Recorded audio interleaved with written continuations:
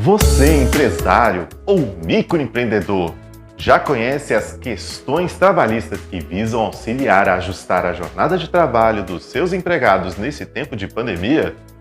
Eu sou Abílio Gonçalves, empresário contábil, e vou pontuar algumas medidas legais que podem auxiliar a minimizar os impactos causados pelo novo coronavírus. A primeira medida delas é o home office, ou chamado teletrabalho. Essas atividades e serviços que podem ser executados à distância são recomendáveis que sejam utilizados pelo regime de home office. A princípio, a legislação ela exige a formalização do regime por contrato ou termo aditivo, mas já surgem alguns posicionamentos no Superior Tribunal do Trabalho que, entendendo que basta determinar uma determinação interna da empresa em virtude da situação de força maior que estamos vivendo.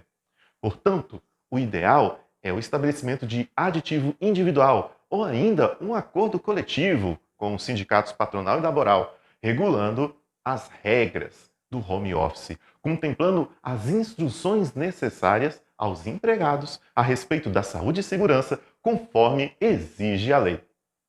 Outra medida são as férias coletivas.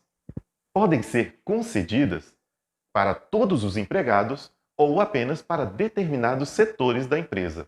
Já os empregados contratados há menos de 12 meses, eles gozarão, nessa oportunidade, férias proporcionais, iniciando então um novo período aquisitivo.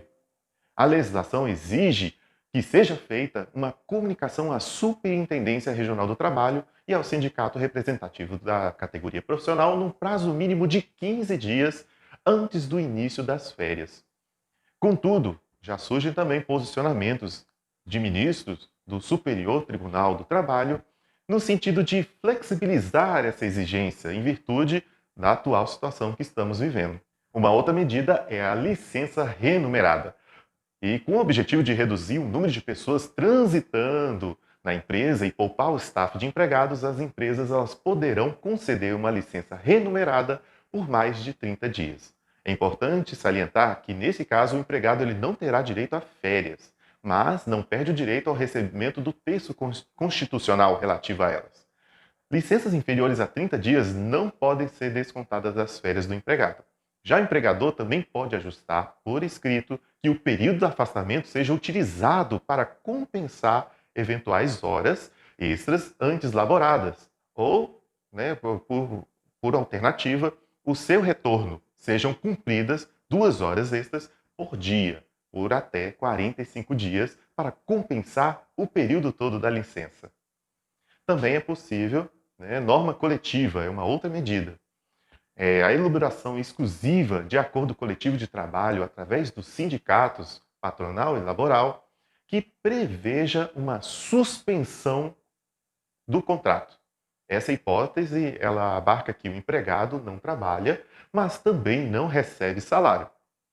Ou uma redução do salário do empregado durante o período de afastamento decorrente das medidas de contenção da epidemia. O objetivo é que haja, após a normalização do funcionamento da empresa, a compensação dos dias de paralisação com o labor das horas extras por dia, pelo tempo pactuado em instrumento coletivo, até que haja a completa recuperação do trabalho. Uma outra medida é a redução de jornada com redução proporcional dos salários. A medida é válida para diminuir as horas de trabalho e, com isso, reduzir a exposição potencial e o fluxo de trabalhadores dentro do ambiente empresarial, diminuindo assim riscos de contaminação. A legislação vigente estabelece que, em situações de comprovada emergência, as empresas poderão, em caráter transitório, estabelecer redução da jornada normal ou do número de dias do trabalho.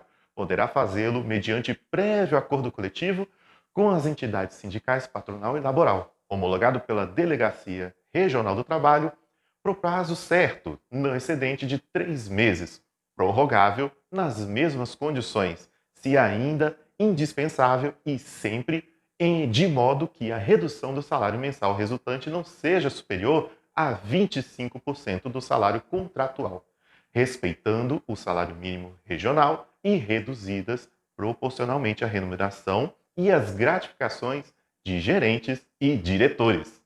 Em relação também ao banco de horas. Tem empresas que já têm instituído o regime de banco de horas e poderão determinar que aqueles empregados que tenham realizado horas extraordinárias fiquem em casa neste período para sua devida compensação. Isso será conveniente, sobretudo nos casos de atividades em que o poder público tenha determinado a paralisação. E como fica o caso dos trabalhadores infectados com a Covid-19? Já o empregado que tenha sido diagnosticado como portador do novo coronavírus, o empregador ele deve arcar com o pagamento dos primeiros 15 dias de afastamento do empregado. E a Previdência pagará o benefício previdenciário a partir do 16º dia. Já os trabalhadores com suspeita da doença, a melhor medida é o isolamento. Ela é necessária para evitar o contágio às outras pessoas no ambiente empresarial. E também esse afastamento, esse isolamento deve ser avaliado por um médico. Ele que vai determinar o período, o tempo que ele vai ficar afastado. Esse período de interrupção do contrato de trabalho, em que o trabalhador não trabalha, mas recebe os seus salários normalmente, né, deve acontecer também com autônomos, estagiários e empregados terceirizados. Lembrando que esses últimos, a empresa prestadora de serviços deve ser comunicada imediatamente. Também, uma medida que pode ser adotada é a paralisação transitória das atividades, com possibilidade de exigência posterior de horas extras para recuperação do tempo perdido. Diante de uma necessidade de paralisar as atividades da empresa, por motivo de força maior, como é o caso da atual pandemia, a legislação possibilita ao empregador recuperar posteriormente o tempo perdido, mediante a exigência de compensação pelo empregado, que realizará essas horas extras, até o limite de 2 horas por dia, durante 45 dias por ano, contínuos ou não. Agora, você quer saber qual é a melhor medida e a mais importante a ser tomada nesse momento? É confiar no trabalho do contador. É ele que em nenhum momento dessa crise parou o seu trabalho e vem garantindo a sobrevivência das empresas e empregos com o uso da legislação vigente de forma inteligente e segura por meio de uma contabilidade consultiva. É assim que nós trabalhamos. Precisa de mais detalhes? Entre em contato com a CR Contábil. Nós estamos prontos para lhe ajudar. Até a próxima!